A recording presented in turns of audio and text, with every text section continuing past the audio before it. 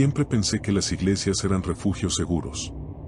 Crecí en una familia religiosa, donde la fe era la base de todo lo que hacíamos.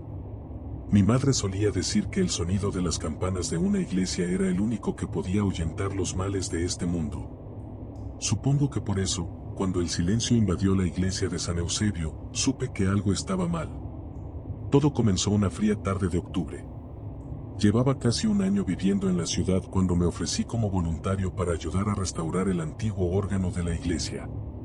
Mi fascinación por los instrumentos antiguos y mi formación en música clásica me hicieron el candidato ideal, o al menos eso pensaba el padre Javier, el sacerdote a cargo. Padre Javier era un hombre delgado, con el cabello ya canoso y una voz que siempre resonaba como un eco distante, como si hablara desde otro tiempo. Había algo inquietante en su forma de caminar, siempre en silencio, deslizándose por las piedras frías del suelo de la iglesia sin hacer ruido, casi como un fantasma.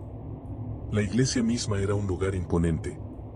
Construida a finales del siglo XIX, San Eusebio se alzaba como un coloso de piedra gris en el centro de un barrio que parecía olvidado por el tiempo. Las altas ventanas góticas, el olor a incienso y el constante eco de las pisadas sobre el suelo de mármol le daban un aire solemne, casi sofocante.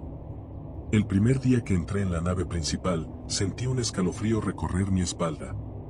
El lugar estaba desierto, pero la sensación de ser observado era innegable. Desvié la vista hacia el rincón donde se encontraba el viejo piano de cola, cubierto por una lona de terciopelo rojo. Padre Javier me había mencionado que, además del órgano, el piano necesitaba una revisión. Según él, llevaba más de 50 años sin tocarse, desde que el último organista de la iglesia, un hombre llamado Gabriel, murió en circunstancias extrañas. Recuerdo haberme reído de la mención de circunstancias extrañas, pensando que solo eran rumores. Pero después de aquel primer día en la iglesia, ya no estaba tan seguro de que fueran solo historias. El padre Javier siempre había sido una figura respetada en la comunidad, pero en el tiempo que llevé trabajando en la restauración del órgano, comencé a notar detalles que me inquietaban. Era su comportamiento, las pequeñas cosas que al principio parecían inofensivas, pero que, al mirarlas en conjunto, creaban una imagen perturbadora. Por ejemplo, nunca lo vi rezar frente al altar.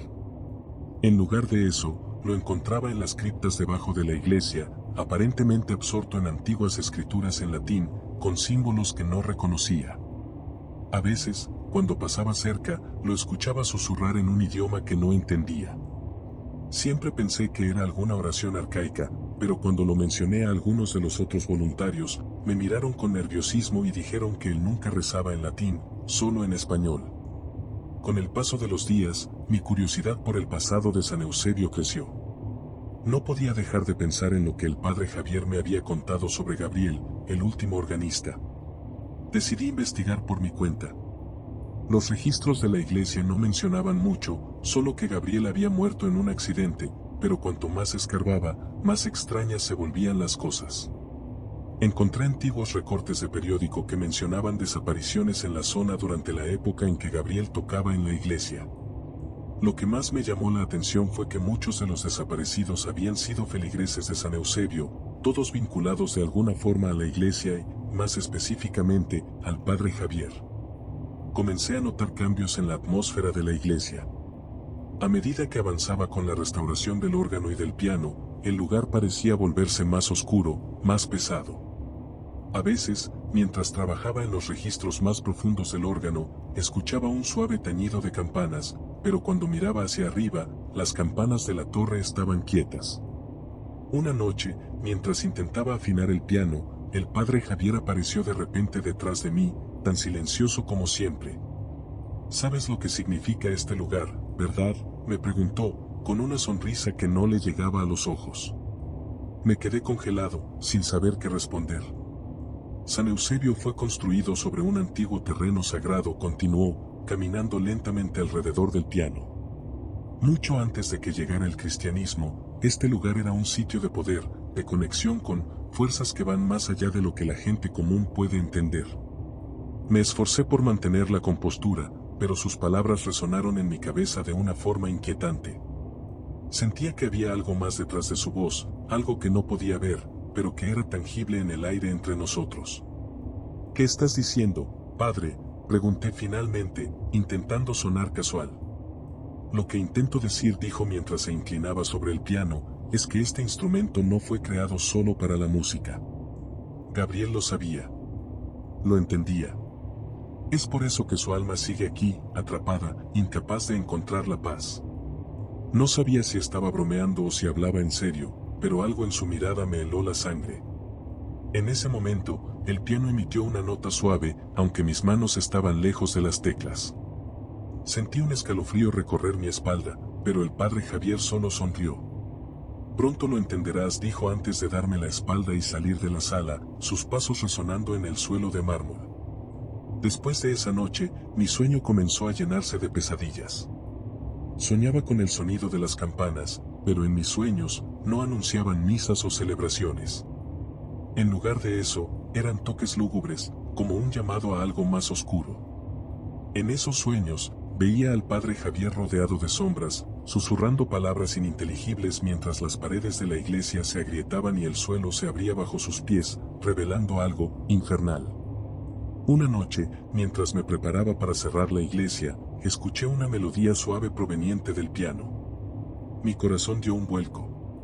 Nadie más estaba en la iglesia, o al menos, eso pensaba.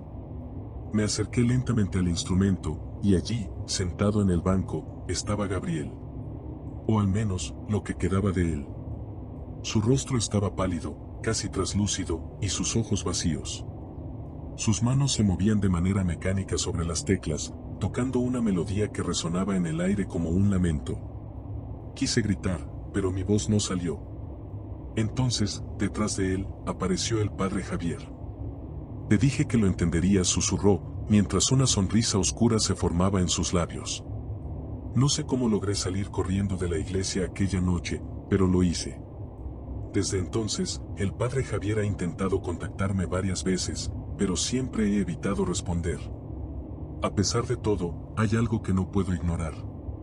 Cada vez que cierro los ojos, escucho esa melodía. Y cada vez que la escucho, sé que el final se acerca. Los días siguientes a esa aterradora noche fueron una tortura. Intenté alejarme de la iglesia, dejar de pensar en el padre Javier y en todo lo que había descubierto, pero la sensación de que algo me estaba siguiendo era innegable. No podía dormir bien, y cuando lo hacía, las pesadillas volvían.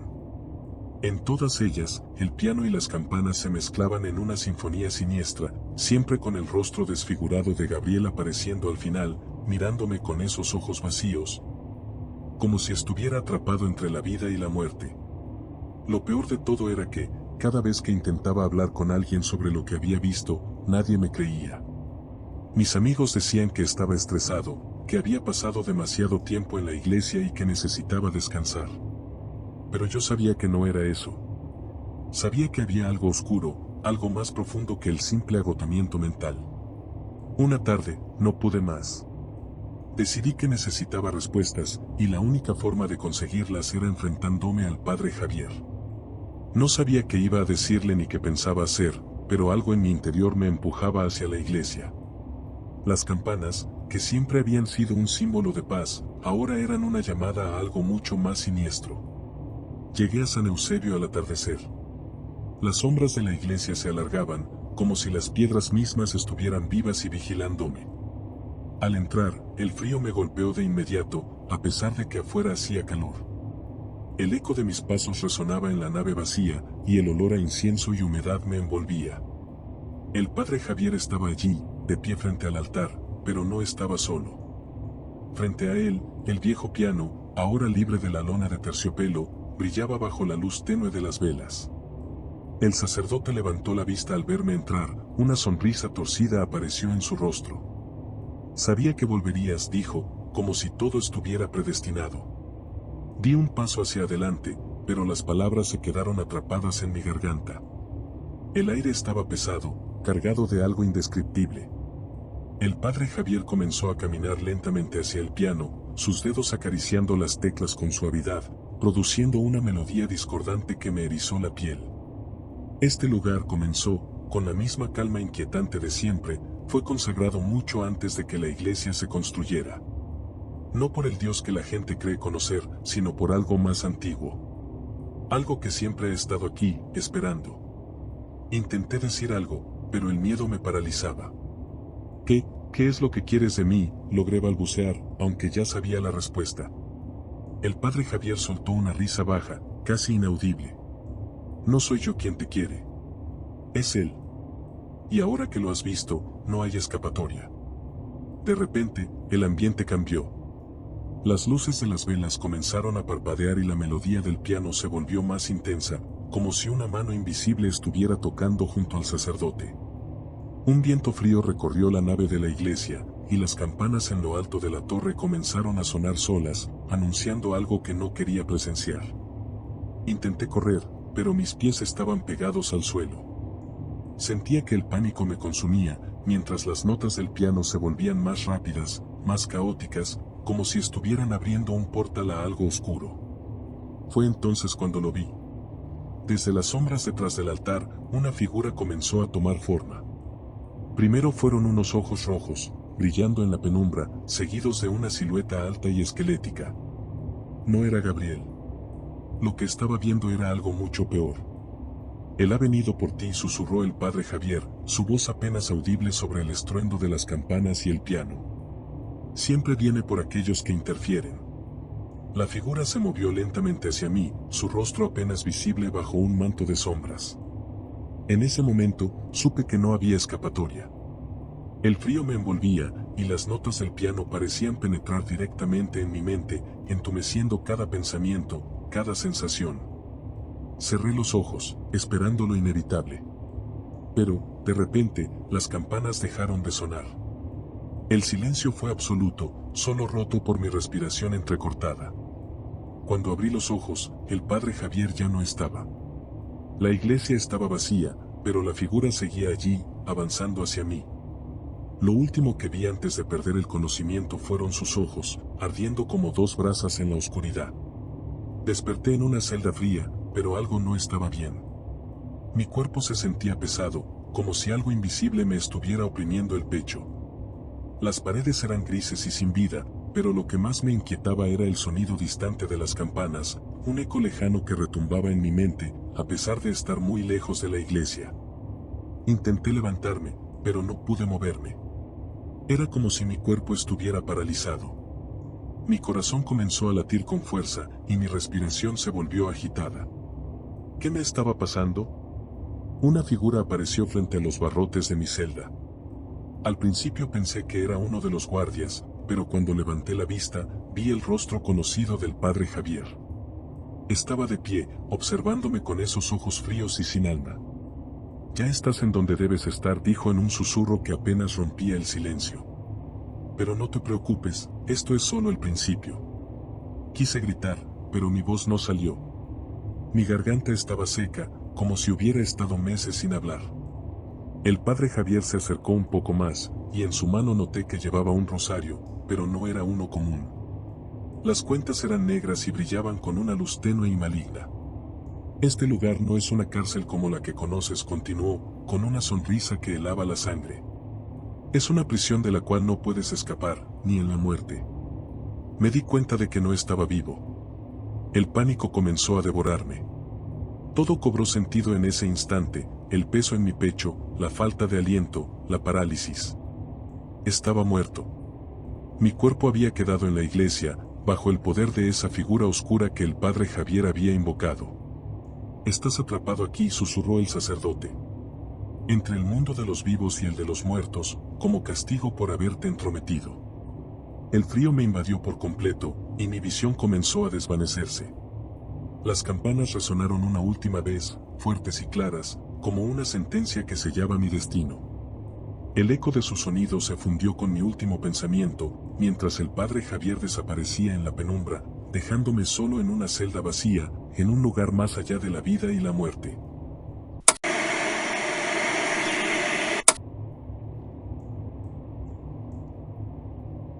No sé cuántas veces he contado esta historia ya.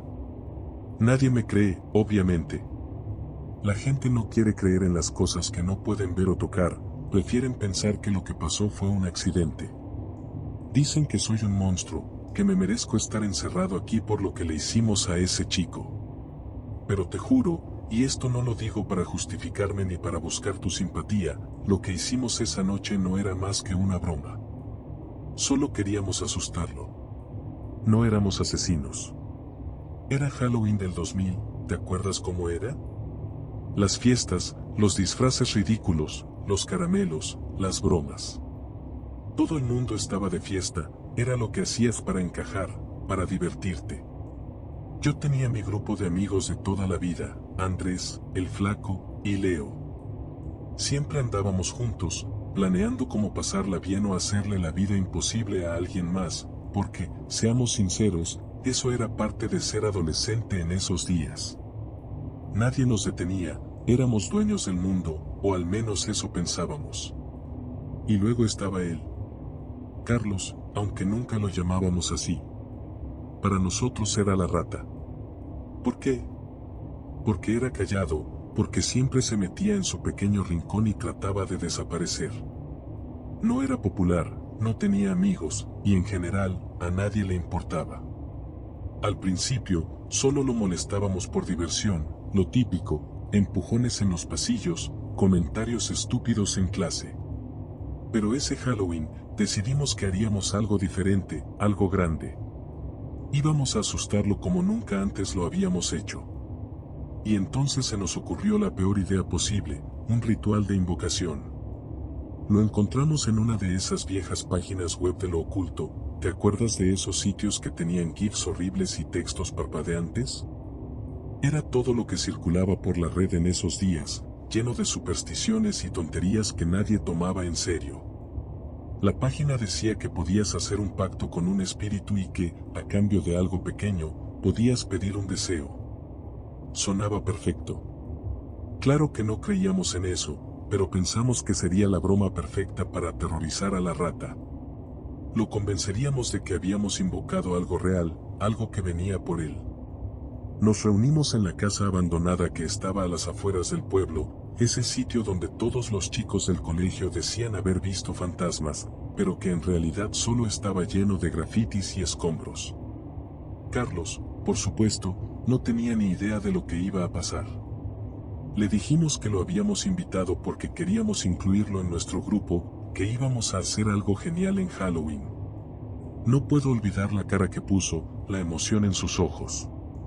Pobre imbécil. Si hubiera sabido lo que le esperaba. La casa estaba tal como la recordaba, vieja, húmeda y apestando a moho. El techo tenía agujeros y las ventanas estaban rotas, pero eso solo hacía que el ambiente fuera más adecuado. Era el escenario perfecto para lo que queríamos hacer. Llegamos justo cuando estaba oscureciendo, y para aumentar el efecto, llevamos unas velas viejas y un par de linternas. Carlos, como siempre, estaba callado. No decía nada, solo nos seguía, confiando en que lo habíamos invitado porque ahora sí lo considerábamos parte del grupo. Si hubiera sabido. Nos instalamos en una de las habitaciones del segundo piso, la que tenía menos vidrios rotos. El Flaco sacó las velas de su mochila y comenzó a colocarlas en el suelo, formando un círculo. Todo era parte del show. Leo, por su parte, comenzó a leer en voz alta desde su celular, fingiendo que leía las instrucciones del ritual desde la página web esa, pero en realidad, lo estaba inventando todo. Habíamos decidido que no hacía falta ser tan exactos. Al final, Carlos no tenía forma de saber si lo estábamos haciendo bien o no. Bien, rata, dijo Leo, tratando de sonar misterioso, ahora tienes que quedarte en el centro del círculo. No te muevas, ¿entendido? Si te sales, el espíritu puede confundirse y pensar que tú eres la ofrenda. Carlos tragó saliva y asintió. Pobre tipo, estaba aterrorizado, pero no quería mostrarlo. Supongo que creía que si pasaba la prueba, lo aceptaríamos como uno de los nuestros. De nuevo, qué ingenuo. Me daba un poco de lástima, la verdad, pero en ese momento estaba más concentrado en que la broma saliera perfecta. Empezamos el ritual. Leo murmuraba palabras sin sentido, algo que probablemente sacó de alguna película de terror barata, y Andrés encendió las velas. El ambiente en la habitación cambió un poco cuando las llamas comenzaron a parpadear, proyectando sombras en las paredes. Debo admitir que incluso yo sentí un escalofrío. Algo no se sentía del todo bien, pero no iba a decir nada. No podía mostrar debilidad frente a los demás. Luego, Andrés sacó una cuerda de su mochila.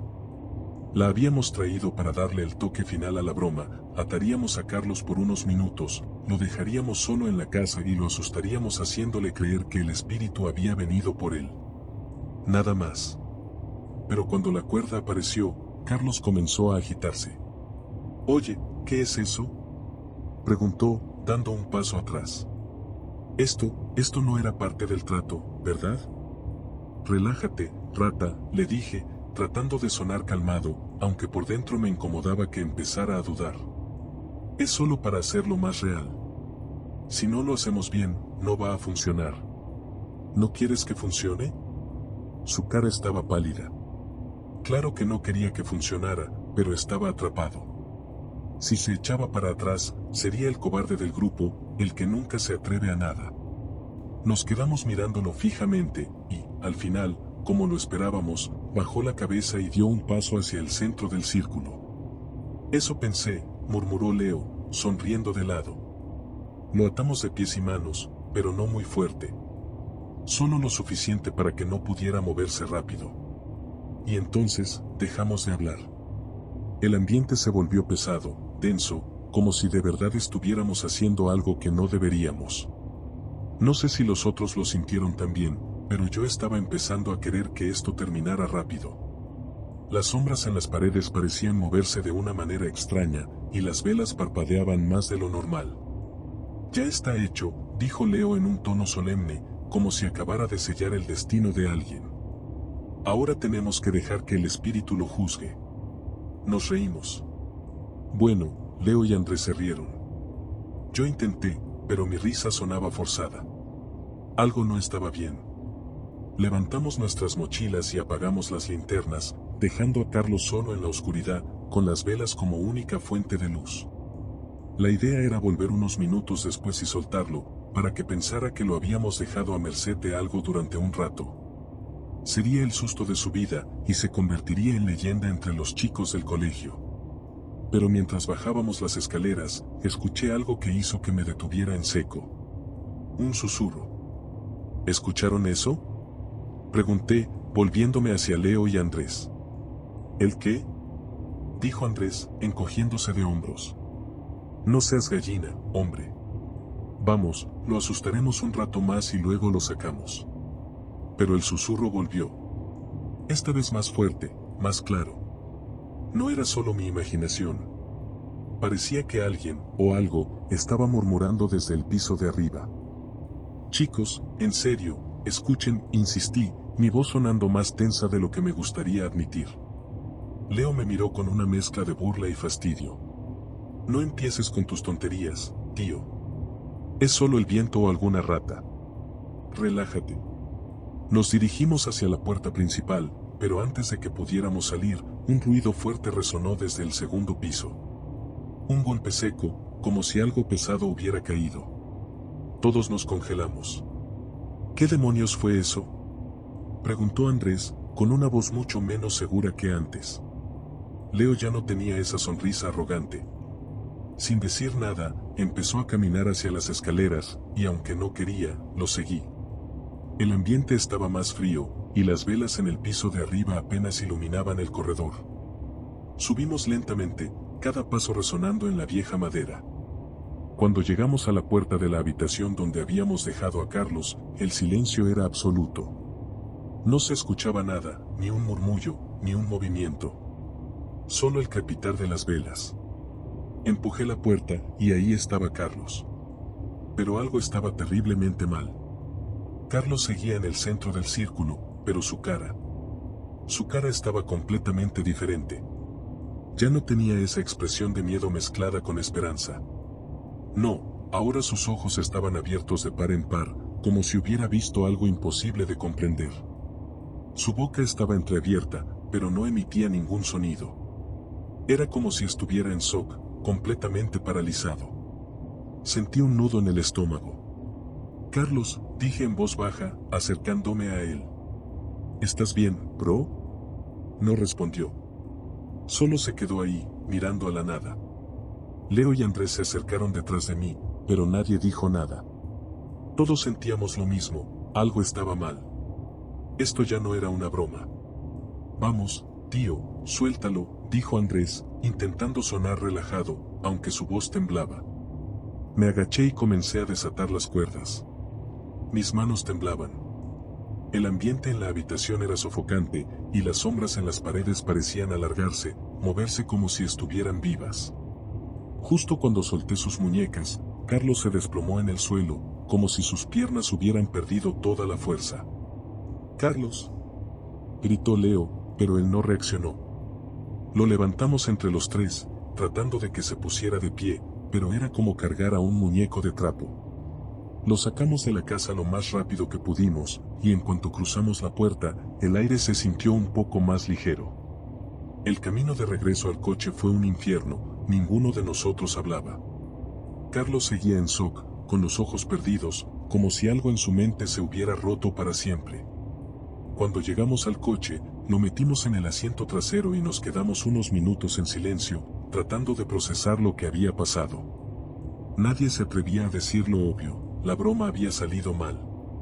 Algo había pasado ahí dentro, algo que no entendíamos. Lo llevamos a su casa, y ya está, ¿vale?, dijo Leo, encendiendo el coche. Que se calme, y mañana hablamos de esto. Solo fue un susto, nada más. Nadie respondió. Andrés y yo nos miramos, pero ninguno tenía la fuerza para decir algo diferente. Durante el trayecto a casa de Carlos, no pude dejar de mirar el reflejo de sus ojos en el espejo retrovisor.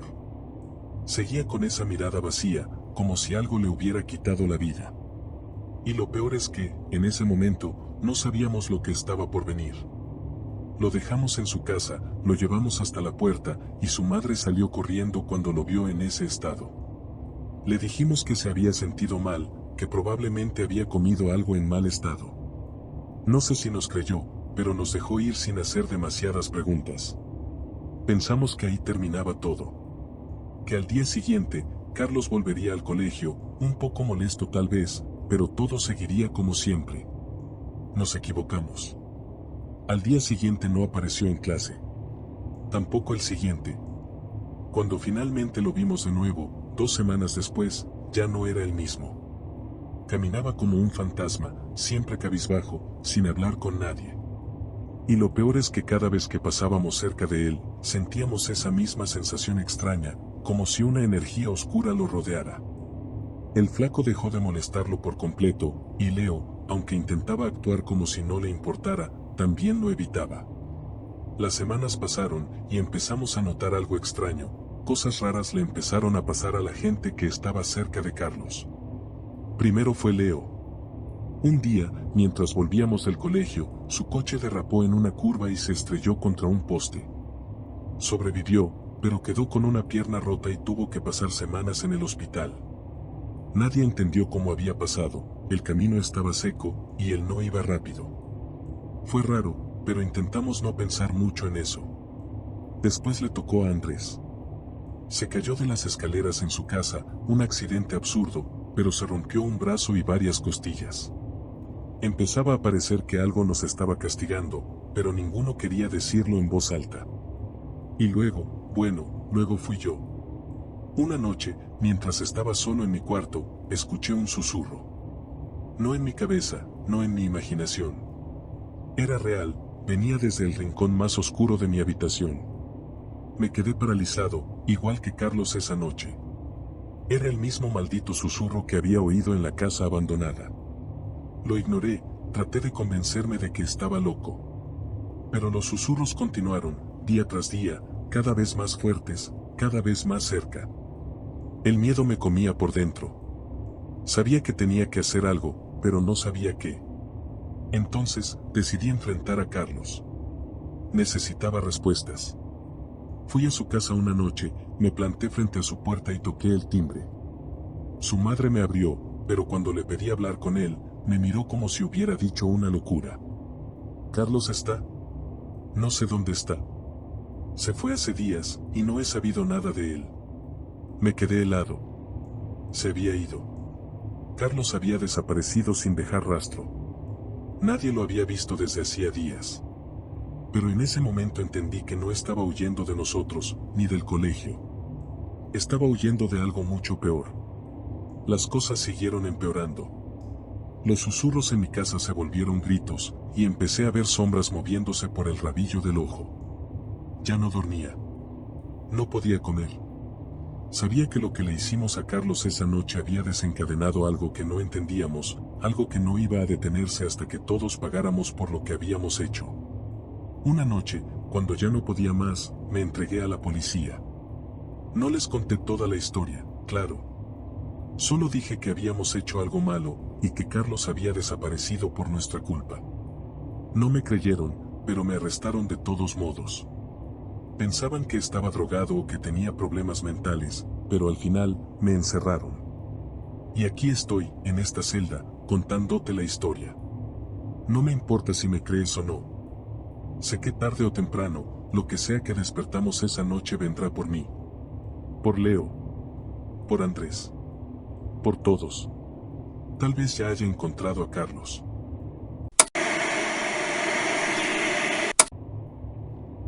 A veces pienso que todo podría haber sido diferente si no hubiera ido a esa maldita fiesta.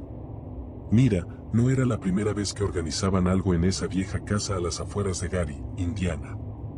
Ya sabes cómo es, una ciudad con más lugares abandonados que vivos, el tipo de lugar perfecto para hacer fiestas clandestinas y, claro, contar historias de miedo. Pero esa noche todo se salió de control. Era el 2006, y yo tenía 17 años. Halloween siempre fue la excusa para beber a escondidas, vestirse de algo ridículo y, si tenías suerte, ligar. Yo no era muy fan de las fiestas, pero Leo y Andrés me convencieron. No seas aguafiestas, dijeron. Es solo una noche, diviértete un poco. Y como siempre, caí. La fiesta se hizo en una casa abandonada, en la parte más vieja y descuidada de la ciudad, cerca de la fábrica de acero cerrada. Ya sabes cómo es la gente en Halloween, buscan cualquier lugar embrujado para darle más emoción. Y esa casa en particular tenía mala fama. Hubo rumores de que en los años 80, una familia fue asesinada allí, aunque nadie lo tomaba en serio. Era más una excusa para hacer la fiesta más interesante que una advertencia real. Entramos a la casa, y la fiesta ya estaba a tope. Gente disfrazada, música a todo volumen, luces parpadeando, lo típico. No tardamos en encontrar un poco de alcohol y empezamos a relajarnos. Todo parecía normal al principio. Incluso había un grupo planeando una broma pesada.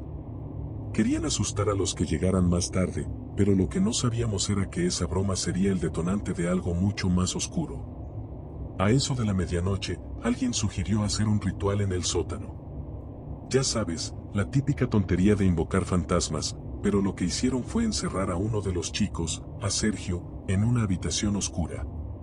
El plan era dejarlo ahí unos minutos y luego asustarlo con máscaras y ruidos. Sergio siempre era el blanco perfecto para estas bromas. Era callado, solitario, y no tenía muchos amigos. Pero esa noche, lo que comenzó como una broma se convirtió en algo mucho más aterrador.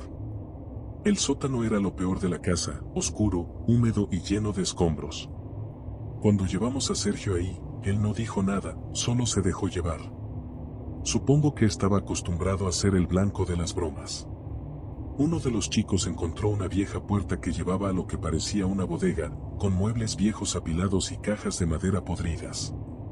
Metieron a Sergio ahí, cerraron la puerta, y todos esperaban afuera, riéndose, esperando que empezara a golpear la puerta pidiendo que lo sacaran. Pero pasaron unos minutos y nada.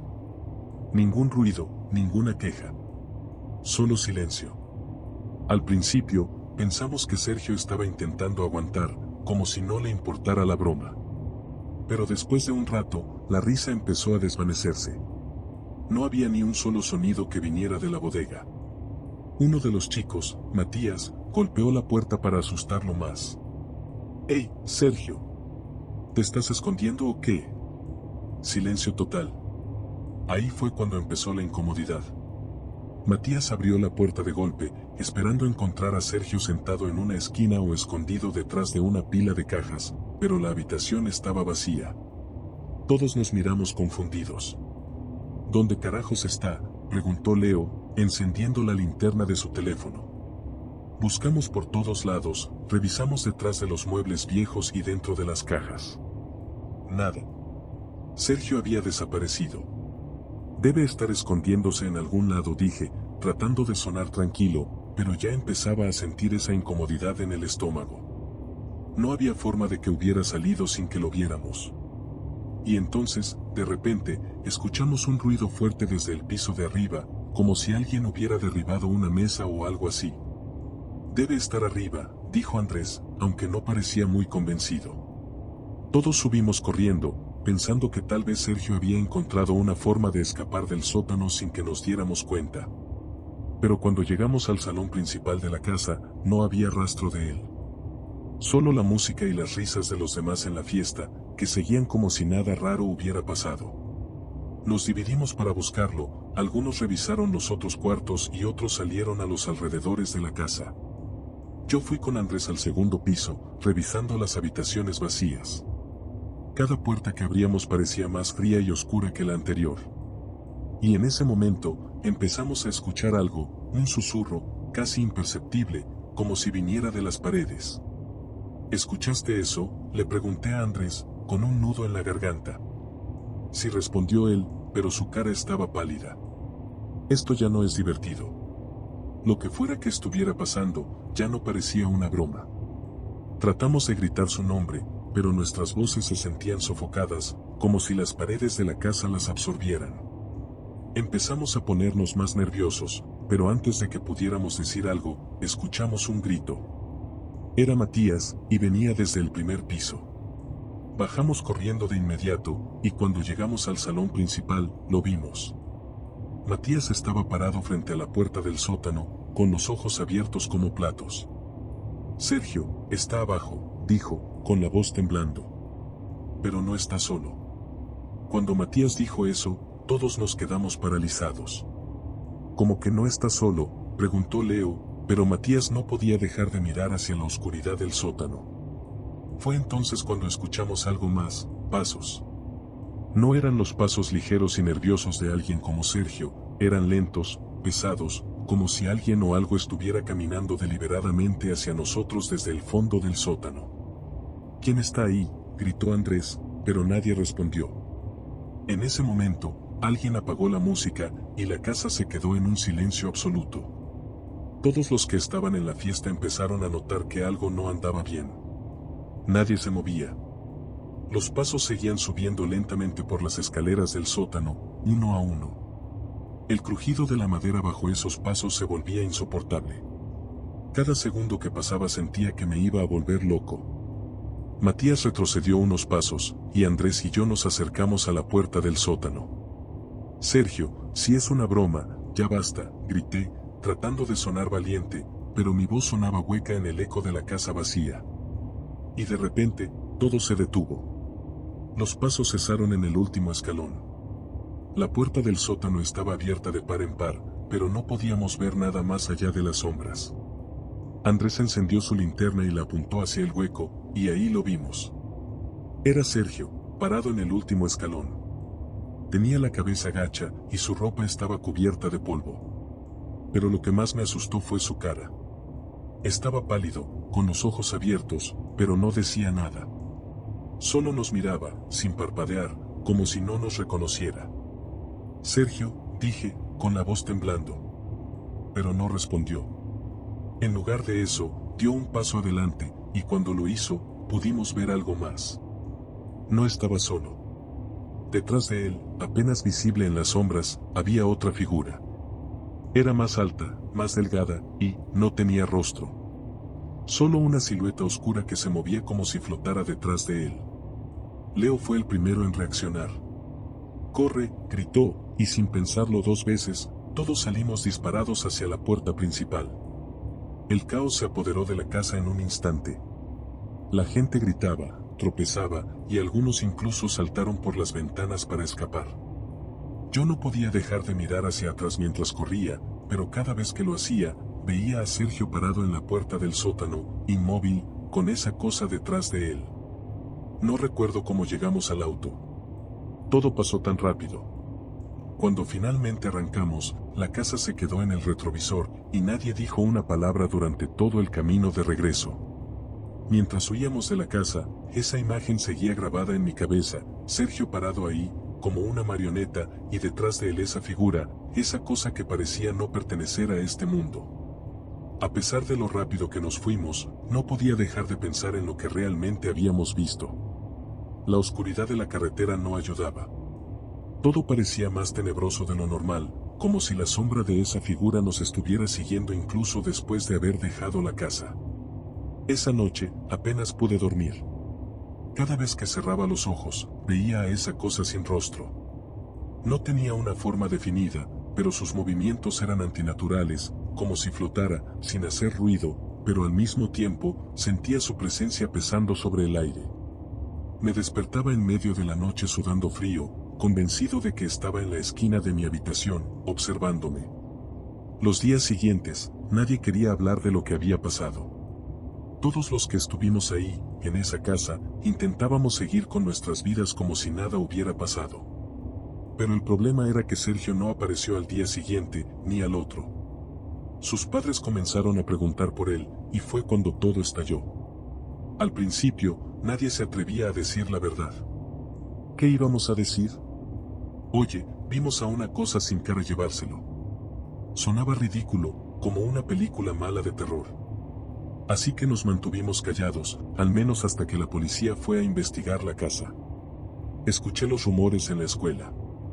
Al parecer, los oficiales que entraron a esa casa encontraron más de lo que esperaban. Dijeron que en el sótano, donde habíamos dejado a Sergio, había marcas extrañas en las paredes, como si alguien hubiera arañado la superficie desde adentro. Lo más inquietante es que no encontraron ningún rastro de Sergio, pero en cambio, hallaron huellas de algo que no podían explicar. Una de las chicas que estuvo en la fiesta, Carla, dijo que un amigo suyo conocía a uno de los policías que estuvo en la investigación. Según ella, ellos también vieron algo esa noche. Algo que no podía ser explicado. Decían que las luces de sus linternas parpadeaban sin razón, y en ciertos momentos, sentían que no estaban solos en la casa.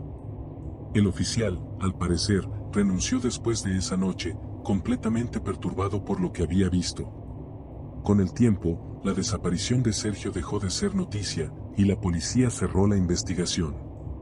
Nadie quería seguir buscando. Nadie quería volver a esa casa. Pero aquí es donde todo se vuelve más raro. Una noche, unos 2 meses después de la fiesta, Leo, Matías y yo estábamos en mi casa, intentando distraernos con videojuegos. Ya casi habíamos dejado de hablar de lo que pasó aquella noche. Pero entonces, sin previo aviso, la luz en la sala parpadeó. No fue un apagón normal.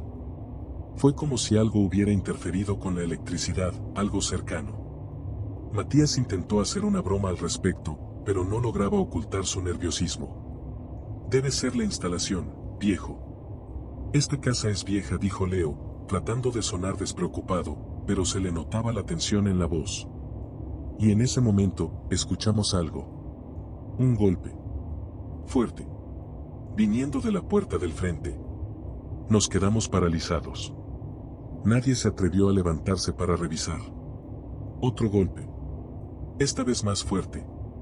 ¿Quién diablos?, murmuré, pero antes de que pudiera terminar la frase, la puerta se abrió de golpe. Y ahí, en el umbral, parado en la penumbra de la calle, estaba Sergio. O al menos algo que parecía él.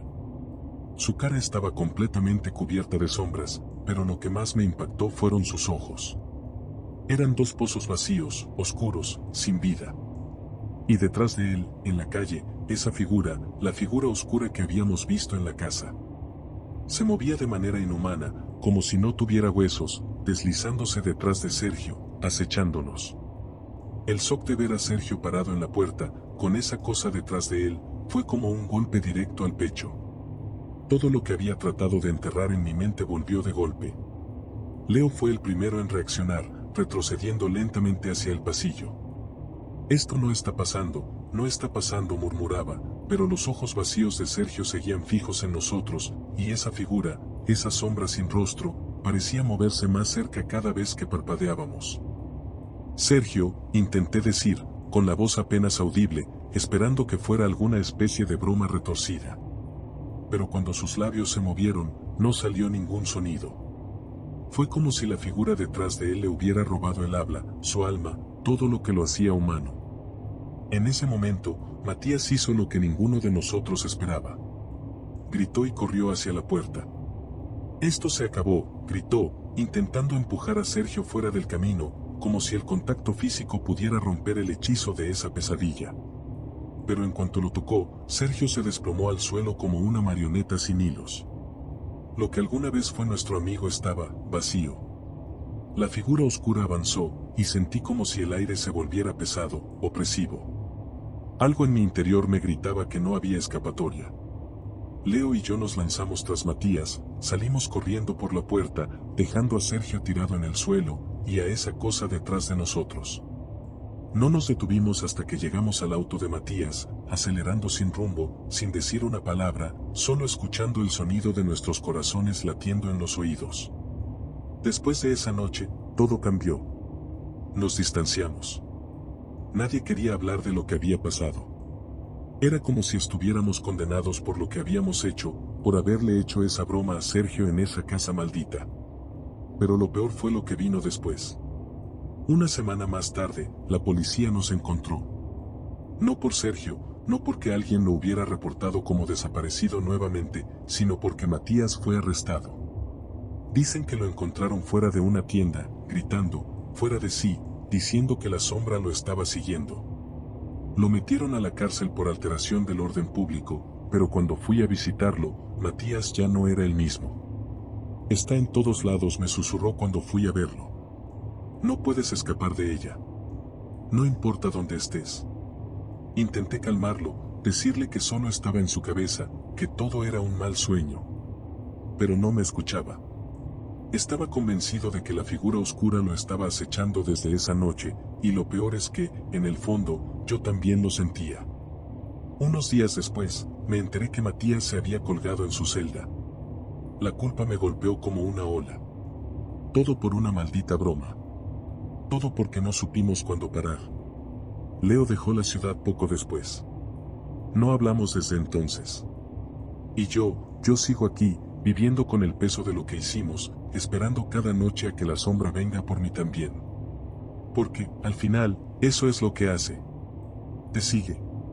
Y aunque trates de escapar, aunque trates de olvidarlo, la figura oscura siempre encuentra el camino de vuelta.